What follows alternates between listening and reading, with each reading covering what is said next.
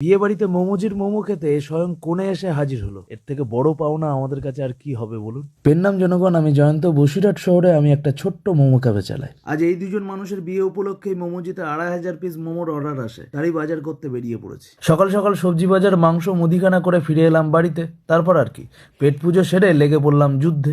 যুদ্ধের এতটাই গতি ছিল যে ভিডিওটাই করা হয়। তাই শেষ মুহূর্তে আমার সহকারী মানে আমার মায়ের মোমো স্ট্রিমের একটা ছোট্ট ভিডিও করে রেডি হয়ে বেরিয়ে পড়লাম বিয়ে বাড়ির উদ্দেশ্যে। বিয়ে বাড়িতে সময় 10 মিনিট আগে পৌঁছে যা দেখলাম তাতে তো চক্ষু চড়ক গাছ হওয়ার জোগাড়।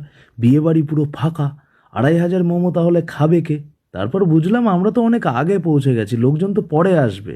যাই হোক, এসব ভুলে আমরা আমাদের কাজে লেগে পড়লাম। এরপর কিছুক্ষণের মধ্যেই আমাদের মোমো স্টলের সামনে মানুষের ভিড় জমা শুরু হয়ে গেল। সাথে সাথে মোমোজির মোমোর প্রশংসা মানুষের মুখে মুখে ঘুরতে শুরু করলো। আর আমরা 4 জন ব্যস্ততার সাথে পরিষেবা দিতে থাকলাম। ও একটা কথা, আমার সাথে যে 3 জনকে দেখছেন তারা কিন্তু প্রফেশনাল নয়।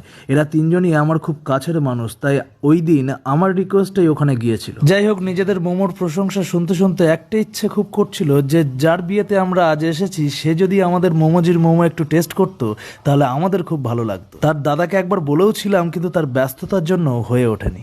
কিন্তু হঠাৎই সাপে বর পাওয়ার মতো করে স্বয়ং দেখি যার বিয়ে সে এসে হাজির হলো।